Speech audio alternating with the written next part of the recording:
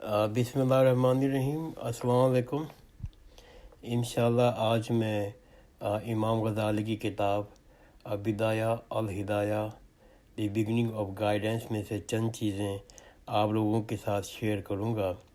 जो most important चीज़ जो इस किताब में डिस्कस की गई हैं वो है रेपेंटेंस यानी कि तौबा। तौबा के सिलसिले में इमाम गज़ाली साहब इस किताब में फरमाते हैं कि तौबा अल्लाह की तरफ पलट जाने का नाम है। ये अल्लाह को पाने की तरफ पहला कदम है। तौबा करने की तरफ रुझान उस वक्त बनता है जब बंदा इस बात पे कायल हो जाता है कि गुनाह इसके लिए ज़िंदगी में और ज़िंदगी के बाद आखिरत के लिए जहर है। जिस तरह शहद शुरू में मीठा मालूम होता है लेकिन इसकी ज़ाती बाद में जिस्म के लिए जहर बन जाती है। इन स्वीट पॉइजन्स में यानी कि मीठे शहद में जिसमें शुरू में बंदे को मालूम होता है कि इसमें लज्जत है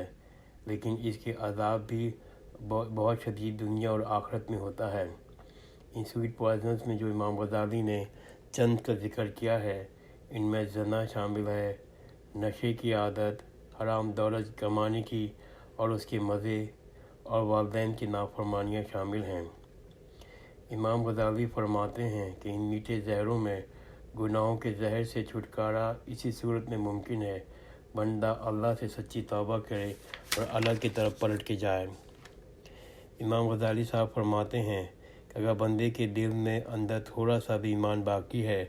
और अल्लाह की हिदायत है तो बंदे को गुनाह करने के बाद इसमें दो चीज़ें पैदा होंगी, एक खौफ खुदा, दूसरा गुनाह करने का अफसोस कि उसने सिर्फ वक्ती मज़े के लिए ये वक्ती फ़ायदे के लिए ये गुनाह क्यों किया। बंदे को अल्लाह की नाफरमानी का अफसोस होता है और आखिरत में अज़ाब इलाही से डरता है। खौफ खुदा और अफसोस पहली मंजिल है अल्लाह से सच्ची तौबा करने की। गुनाहों से जल्द अज जल्द छुटकारा हासिल करना चाहिए, ये बहुत ज़रूरी है क्योंकि गुनाहों की आदत ऐसी ही है जैसे कि मजबूत दरख्त, और जो मजबूत से मजबूत तर होता जाता है और बंदा सोचता है कि इसको मैं नहीं काटता, ये बहुत मजबूत है, मैं बहुत कमज़ोर हूँ, कुछ अरसे के बाद काटूँगा। लेकिन बंदा ये बात भूल जाता है कि रोज़ बरोज़ ये गुनाह की आदत जो बंदे के लिए दुनियावी और अब्दी जहर है मजबूत से मजबूत हो रही है और उसको आइंदा काटने में बहुत मुश्किल होगी। और बाज़ ज़कात ऐसा भी होता है वो काट ही नहीं पाता और गुनाह के अंदर मुलविस रहता है और गुनाह की ज़िंदगी गुजार रहा होता है।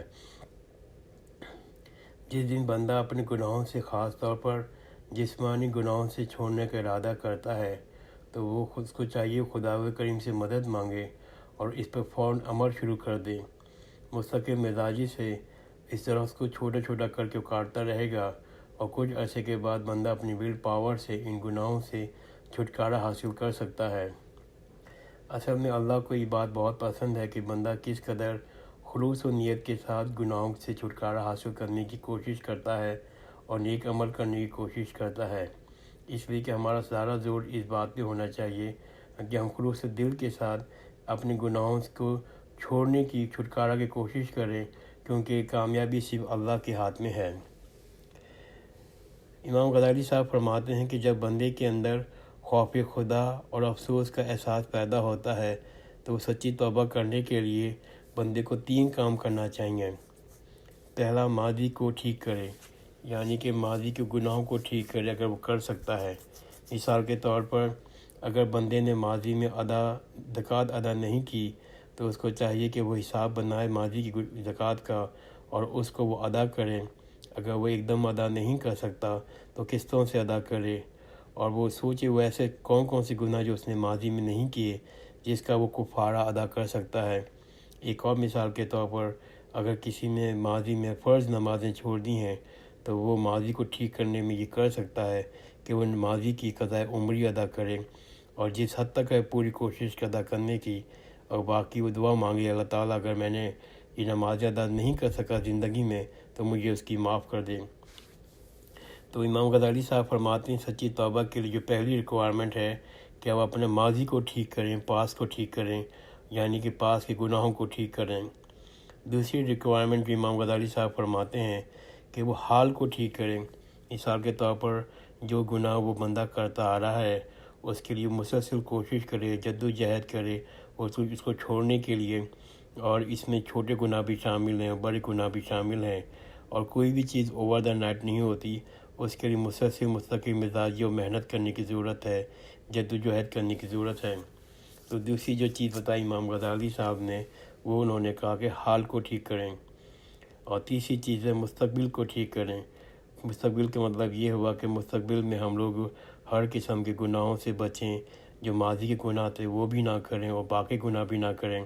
اور پوری کوشش کریں کہ اللہ تعالیٰ کو راضی کریں، اس لیے کہ جب بندہ اللہ کو راضی کرتا ہے، اللہ کو خوش کرتا ہے، تو اللہ بندہ کو راضی کرتا ہے، اس کی زندگی میں اور آخرت میں دائمی خوشیاں لاتا ہے، اس کی غیب سے مدد کرتا ہے اور غیب سے رزق میں اضافہ کرتا ہے۔ امام غزالی صاحب فرماتے ہیں کہ بندہ میں اور اللہ کے درمیان جو چیزیں حائل ہیں ان میں سے ایک چیز ہمارا گناہ ہے، کیونکہ جب تک ہم گناہ کرتے رہتے ہیں ہم اللہ تعالیٰ سے دور رہتے ہیں، ہم اللہ تعالیٰ سے نہیں پا سکتے، ہم دل میں اپنی دائمی خوشیاں حاصل نہیں کر سکتے، اپنے دل کو پاکیزہ نہیں کر سکتے، جب تک کہ ہم لوگ اپنے خلوص دل کے ساتھ ان گناہوں سے بچیں اور نیک عمل کرنے کی پوری کوشش کریں۔ اے اللہ مجھ کو اور ہم سب کو توفیق دے کہ ہم اپنے گناہوں سے بچیں اور اپنے دل کو صاف کریں ان گناہ کبیرہ سے اور گناہ صغیرہ سے، اور ہمیں صلاحیت دے اللہ تعالیٰ، ہمیں ہمت دے، ہمیں توفیق دے کہ ہم زیادہ سے زیادہ گناہوں سے بچیں اور نیک عمل کریں۔ جزاک اللہ خیر، خدا حافظ۔